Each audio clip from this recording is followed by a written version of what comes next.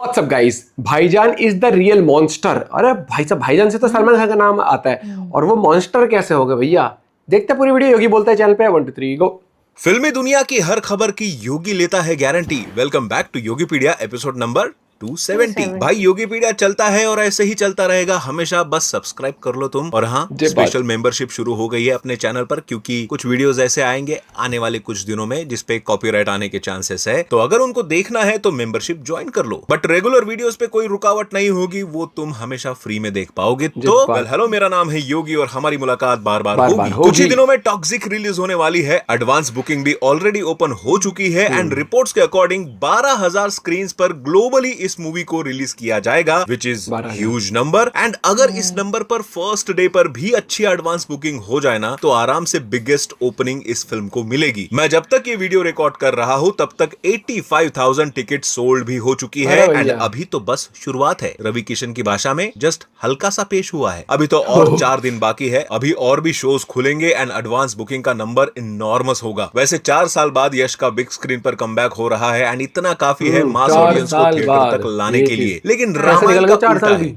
उसकी स्टोरी तो ऑलमोस्ट सबको पता ही है, तो उसका प्रेजेंटेशन एंड वीएफएक्स से इंपॉर्टेंट होगा अगर क्राउड को पुल करना है। बट इसमें बहुत बड़ा कंपटीशन मिलने वाला है एक और रामायण से, जिसमें कच्चा बादाम वाली अंजलि अरोरा मां सीता बनी है। एंड अगर ये मां सीता का रोल नहीं कर रही होती तो मैं इस दुस्साहस के लिए आज अपशब्द भी यूज कर सकता था। लेकिन क्योंकि इसमें रामायण का नाम जुड़ा है तो बस इतना ही कहूंगा कि थैंक यू। आपने आज आदि पुरुष की जितनी भी रोस्टिंग हो रही थी उसको रोक दिया है। Om Raut will be relieved after seeing this. अब अगर किसी को भी वीएफएक्स एंड रामायण के प्रेजेंटेशन को लेकर किसी से भी कंपेयर करना हो तो अब आदि पुरुष के जगह सब लोग महाकाव्य श्री रामायण कथा मूवी का एग्जाम्पल देंगे कि भाई इससे बुरा क्या हो सकता है। वीएफएक्स एंड नकली सेट तो यार मैं बात ही नहीं करूंगा उसकी। भाई कास्टिंग देखो आप एंड उसपे उनकी टिकटॉकर वाली एक्टिंग। भाई साहब, मूवी रिलीज होने वाली है 25 सितंबर को, यानी नमित मल्होत्रा वाले रामायण से पहले। एंड कोई इसको देखे या ना देखे, मैं इसको जरूर देखूंगा, ताकि 2 महीने बाद जब नमित मल्होत्रा वाले रामायण को देखूं एंड मुझे कोई भी बुराई नजर आए उसमें, तो मैं इस वाले रामायण से कंपेयर करके ये तो बोलूं कि एटलीस्ट इससे तो अच्छी थी। No more Adipurush trolling from now on. And अब मेरी उम्मीदें अंजलि अरोरा वाले रामायण से बहुत बढ़ गई है। एटलीस्ट इसको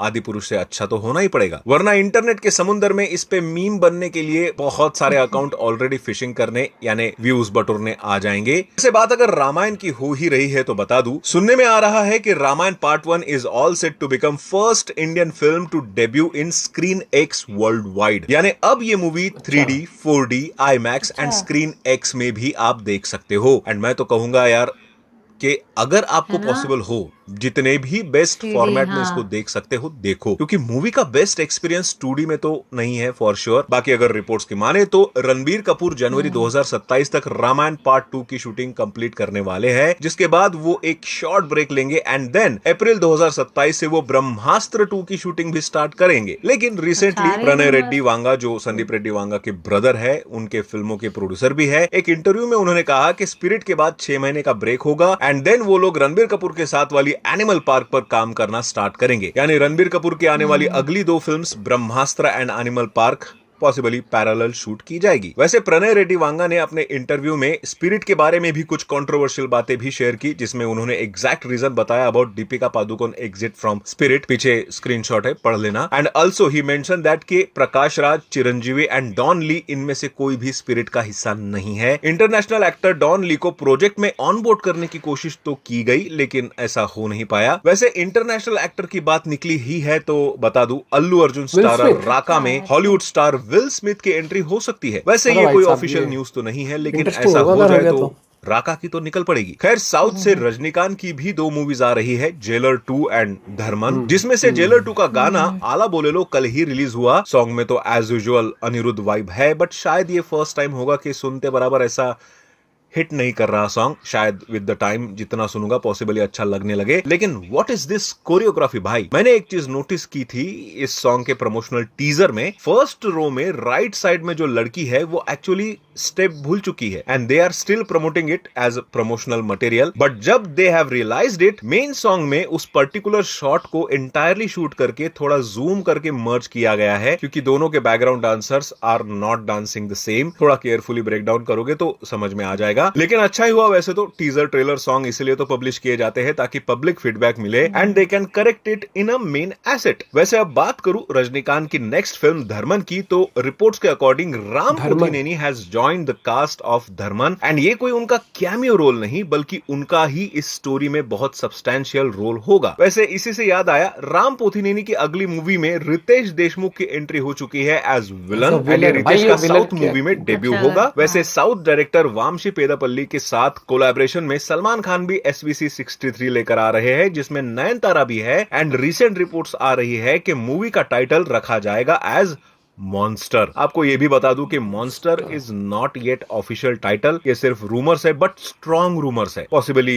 यही टाइटल फाइनल होगा। सलमान भाई बस एक ही रिक्वेस्ट है, मॉन्स्टर नाम जैसी मॉन्स्टर मूवी लाना, सिकंदर जैसी कॉमेडी फिर से सहन नहीं की जाएगी। वैसे on a serious note, comedy तो भाई कुणाल खेमू से बेहतर यार कोई कर ही नहीं रहा आजकल। मैंने रिसेंटली वाइब का टीजर देखा जिसमें प्रीति जिंटा, स्पर्श श्रीवास्तव के साथ साथ कुणाल खेमू है, but not only as a main actor but as a director and producer too. And भाई जब डायरेक्शन की कमान हाथ में लेते हैं ना तो मड़गांव एक्सप्रेस जैसा मास्टरपीस बना डालते हैं। एंड इस बार सेम वाइब मुझे इस वाइब मूवी से आ रही है कि Kunal is going to create same magic again. बस उम्मीद यही है कि मड़गांव एक्सप्रेस जैसी अंडररेटेड ना बन के रह जाए ये मूवी। टीजर मुझे बहुत पसंद आया है, वन लाइनर स्टैंड आउट कर रहे हैं एंड बहुत टाइम बाद एक अच्छी एंड ओजी कॉमेडी मूवी देखने मिलेगी, ऐसी उम्मीद भी है। मूवी रिलीज होगी 18 सितंबर को थिएटर्स में एंड आई होप लोग जाएंगे इसको देखने। खैर वन लाइनर अपडेट्स भी दे देता हूँ। प्रशांत वर्मा ने उनकी अगली फिल्म महाकाली से अक्षय खन्ना का एज अ गुरु शुक्राचार्य के गेटअप में फुल फोटो शेयर करते हुए कहा कि द एंड बिगिंस एंड साथ में एक डेट भी बताई है एज 24 अगस्त 2026, यानी पॉसिबली इस दिन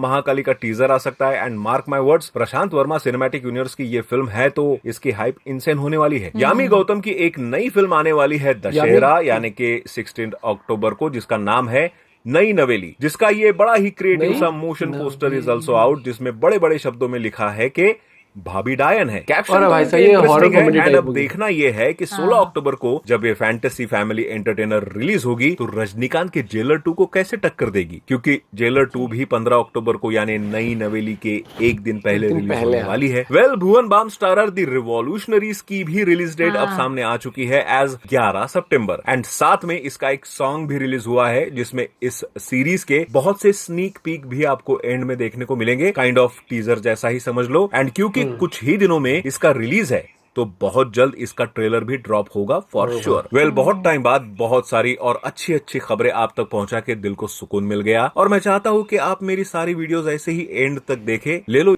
जब बात भाई वो जो अगर मैं बात करूं भुवन की जो सीरीज आने वाली है, इसके लिए हमने जब टीजर भी देखा था तब भी बड़ा एक्साइटमेंट क्रिएट हुआ था और शूट बड़ा अच्छा किया जिस एरा को दिखाने की कोशिश करी गई है।